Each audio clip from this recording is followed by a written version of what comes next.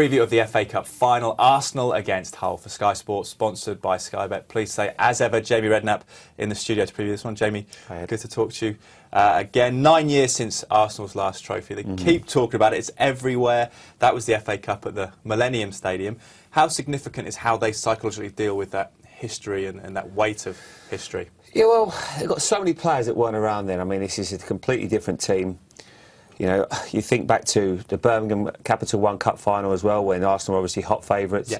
Arsene Wenger picked a really strong team on the day, and I don't think anybody could quite believe it in the stadium. I think even Birmingham fans were amazed. They ended up getting relegated that year, and we all thought, well, if they win one trophy, it ends up being the catalyst for the rest of the next 5-6 years. But every year that's gone by, not winning a trophy just hasn't helped the club. It's certainly not helped Arsene Wenger.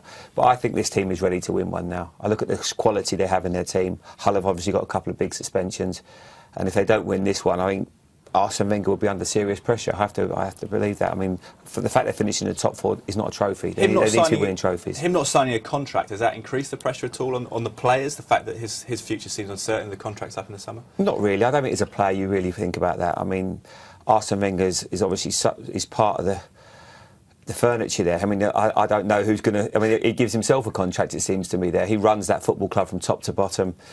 I think he's done an amazing job for football in England. There are times when I think we all get frustrated with him, not maybe going to buy players. I mean, I'm not always talking about multi-million-pound players, but in January when they lost Theo Walcott, we'll go and add another striker. You know, they're finishing 7 points off the title.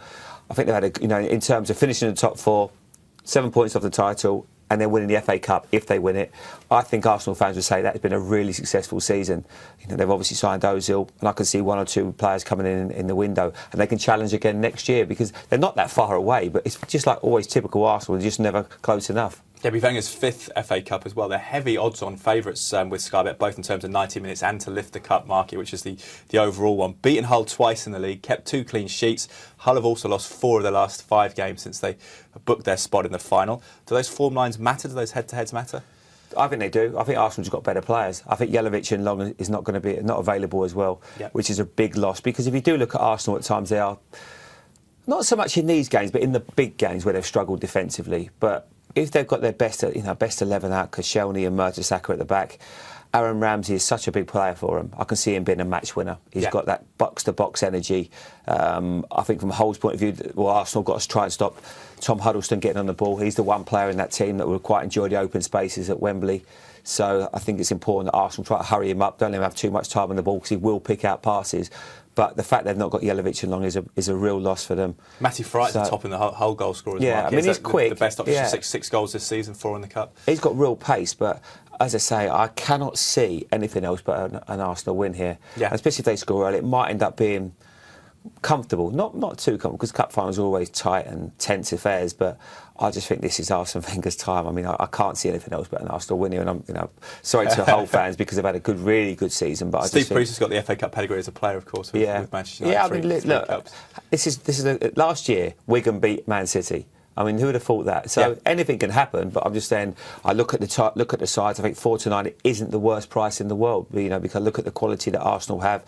Players have. They had their spell. I mean, if this was during the semi-final period, or they hadn't made the top 4, would have been slightly different. But I think this is probably they've been training really well this last week or so, I'd imagine, because of the success of getting the top 4. So I can't see anything else but a comfortable Arsenal win here. Yeah, they took relatively early leads in the 2 league games this season. Do you expect them to be half-time up and then full-time? Is that a way to maybe maximise your profits if you're looking at the game? Yeah, maybe Arsenal half-time, full-time, over goals as well. But as I say, this Arsenal side, and especially Aaron Ramsey, is so important for them. And I think about Giroud. He's a big, if you were to when you speak about Giroud, you always think he's a bit of a flat-track bully to a certain extent. Scores goals in these sort of games, never does it against the big teams. And I think that's perhaps the difference between him being a top striker and a good striker.